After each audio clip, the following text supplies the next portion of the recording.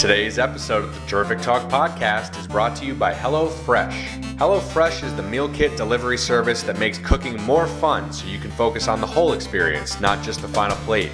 Each week, HelloFresh creates new delicious recipes with step-by-step instructions designed to take only 30 minutes. It's quick, it's easy, you get the freshest ingredients measured to the exact quantities needed so there's no food waste. HelloFresh employs 2 full-time registered dietitians on staff who review each recipe to ensure it is nutritionally balanced. And guess what?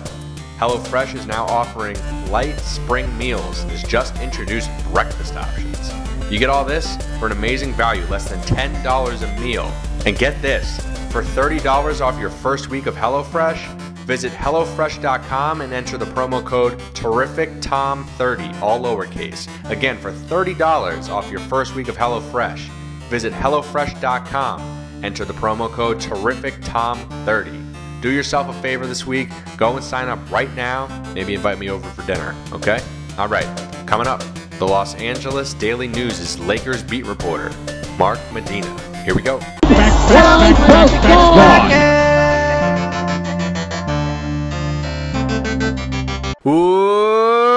Welcome to Terrific Talk. Beautiful sunny day here from the Hoboken Studios in New Jersey. Thanks for checking the podcast out here on the CLNS Media Network.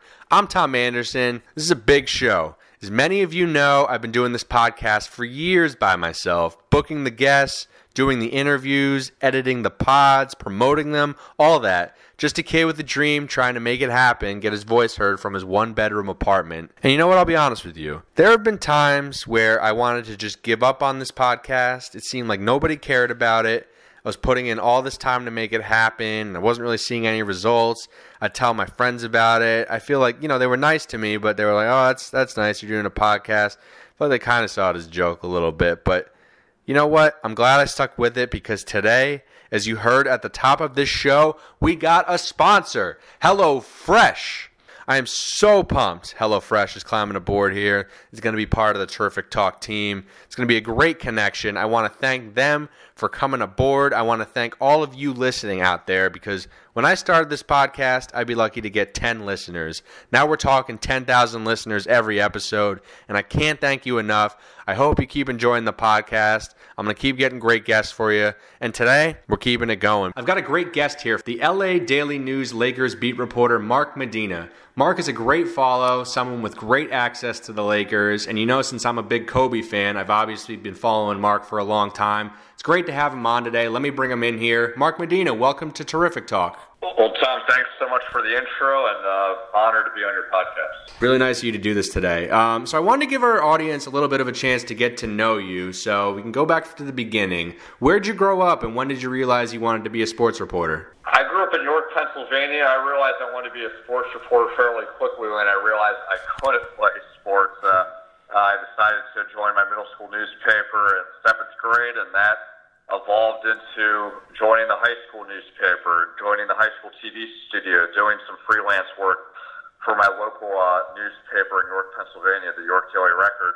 That morphed into going to a pretty good journalism school at Syracuse University and writing for the student newspaper, doing things at the TV station, doing internships with Inside Lacrosse Magazine, the Washington Times, Syracuse Post-Standard, and the Richmond Times-Dispatch. And after that, I was fortunate to be able to get an internship with the LA Times in 2008 after that. And so I moved out west, and that morphed from being an entry-level sports reporter to then running the Lakers blog.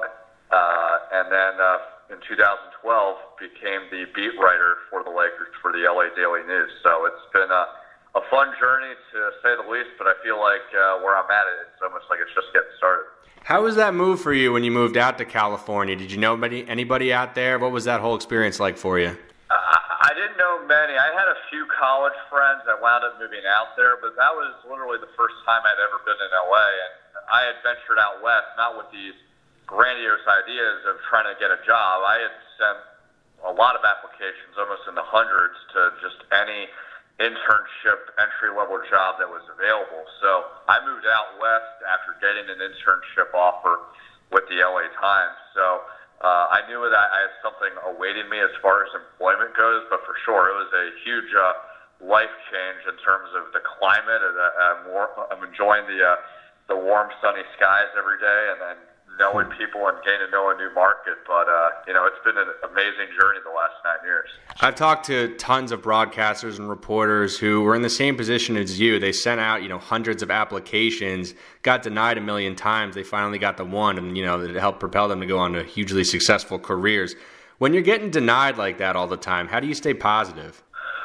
Well, I was fortunate where I had just graduated that previous spring. So it's not like I was going through this prolonged period where I was unemployed, and I was in the middle of finishing up my sports internship with the Richmond Times-Dispatch. So I think that made it easier. But another thing, with going to the Newhouse School at Syracuse University, they drilled it in our heads, as well as all the students at this TV station and the newspaper. They drilled it in our heads that we're joining a pretty tough industry that's competitive, that's been losing a lot of jobs, obviously just because of the nature of the business. And so I psychologically prepared for the worst case scenario of not having a job right away, maybe having to freelance for a little bit, maybe even living at my parents' folks. I was very fortunate where, obviously I put the work and did all these internships and had good recommendations to say that I was qualified, but a lot of it is, it's right timing, and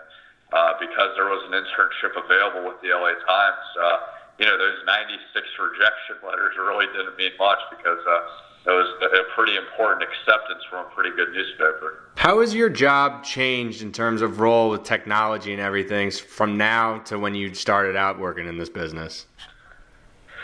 Yeah, I think, in one respect, I prepared for it because I was going to school, when all these technological shifts were happening in terms of, newspapers losing subscribers and emphasis on blogging and digital and being multimedia savvy with being able to appear on television and radio. So that's the reason why I majored in broadcast journalism at Syracuse. I was doing all these internships with newspapers and doing a lot of things with the student newspaper. So I wanted to broaden my skill set. But in another respect, I had graduated just before, everything with social media really started taking a turn with Twitter and now Instagram and Snapchat. So that part has definitely changed in just how you manage your workflow. Obviously, anytime you get a news item or a scoop, you try to blog it and promote it on Twitter as best as you can. And it really makes it into a 24/7 news operation, especially when you look at the reality that I'm covering the Lakers, and they're a very high-profile team, both through championship runs and even these last few seasons where, they've been in the NBA lottery and trying to rebuild. There's never such thing as too much Lakers news. So, it really keeps you on your P's and Q's, but also really keeps you motivated that you want to bring something to the table, you want to be relevant, and you want to produce good stories. Talked about the Laker Nation. Laker Nation's a big night for them. We're taping this podcast just hours before the NBA lottery gets underway. Mark, you're going to be at the lottery tonight in the room where all this goes down. The Lakers need their pick to fall in the top three, we all know, or they lose their pick to the Sixers. Since you're going to be there, can you kind of take us through the process tonight with the ping pong balls and just how this whole thing goes down being there? Because I know you've been in the lottery, I think, the last 2 years at least.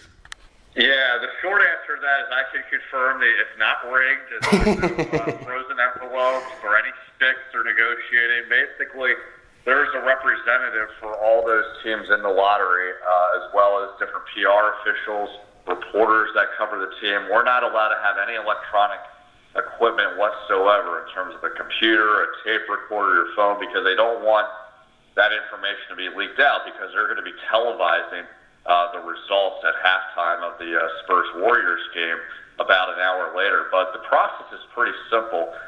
Kiki Vandeweghe, one of the NBA officials, he stands at the lectern and he has an official that times when every ping pong ball is drawn out of the machine, and they look at 4 different ping pong ball combinations.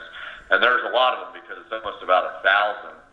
And basically they draw each ball out of this machine, every 30 seconds, and then they have the first 4 ping pong ball combination for that team, and then they just keep going through that process for the next 14 teams.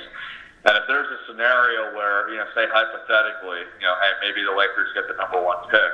If they then do the drawing again and the Lakers get the number 2 pick or the number 3 pick, they repeat that process again because they're not going to give a top pick to, the same team. So they'll then repeat that, and then whatever that next combination falls under will go to the next team that has that combination. So it's not really a dramatic way of unveiling everything, but it's really cool to kind of see that it is there isn't any shady dealings going on, and that you're one of the few that know this before even people on the team know. Quick break to talk about our new sponsor, HelloFresh. HelloFresh is the meal kit delivery service that makes cooking more fun so you can focus on the whole experience, not just the final plate.